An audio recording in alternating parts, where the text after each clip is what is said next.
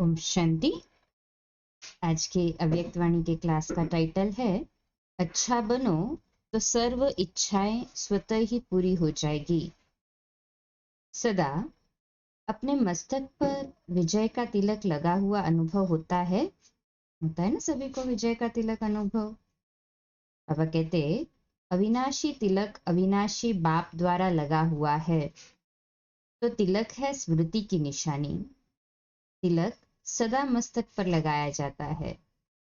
तो मस्तक की विशेषता क्या है, याद या स्मृति? तो विजय के तिलकधारी अर्थात सदा विजय भव के वरदानी जो स्मृति स्वरूप है वे सदा वरदानी है।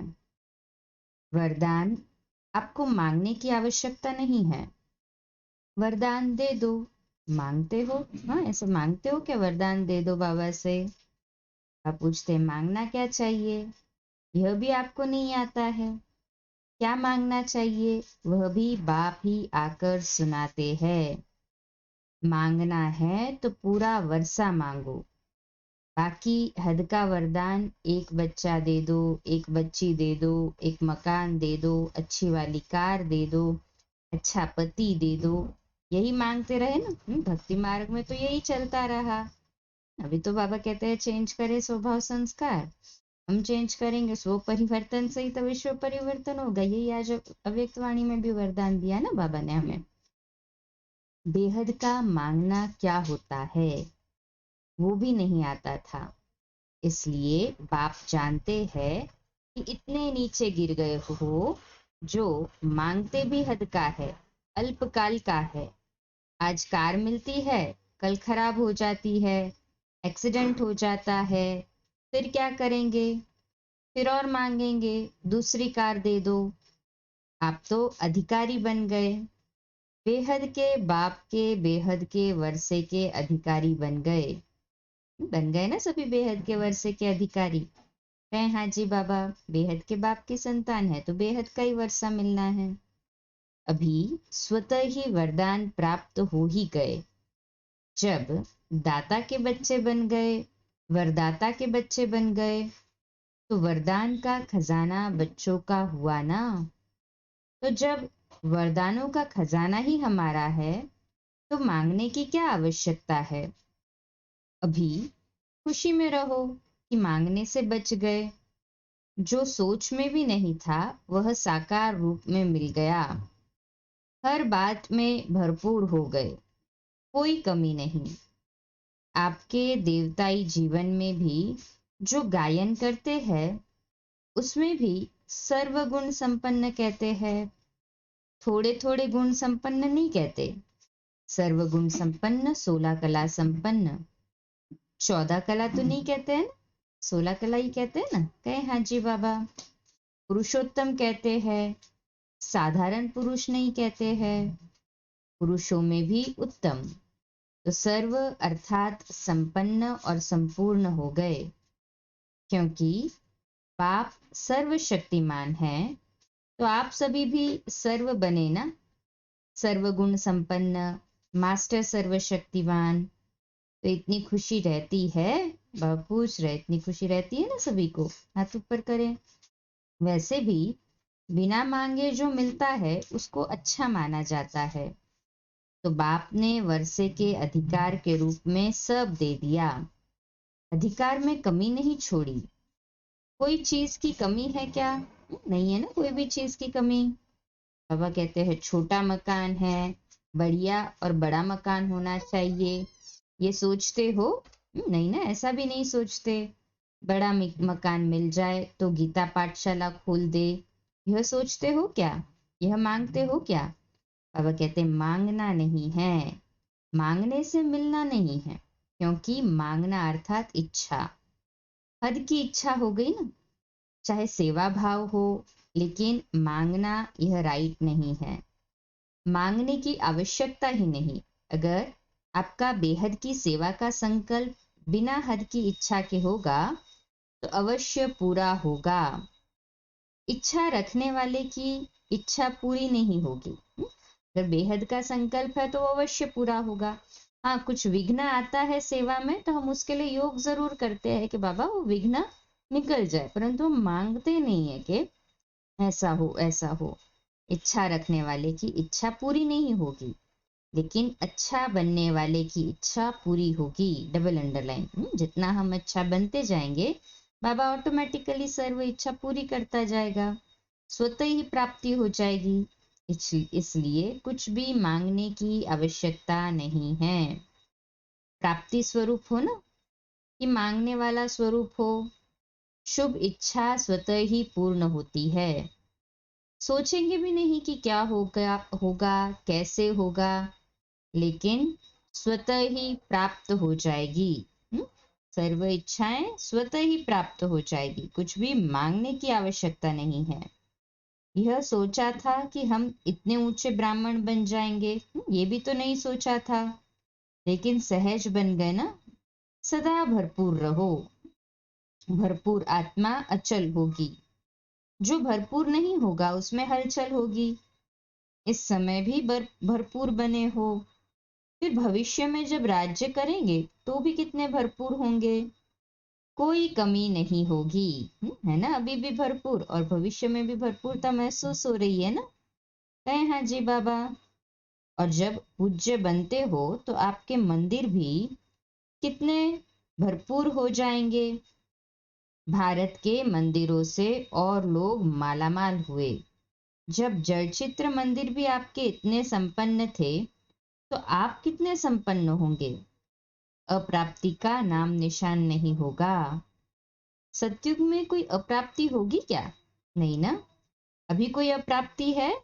अभी भी कोई अप्राप्ति नहीं है। बाबा ने तो सब कुछ दिया है, सब कुछ मिल गया। अच्छा, सतयुग में बाप अर्थात शिव बाबा होगा? नहीं होगा। तो अप्राप्ति हुई या नहीं हुई?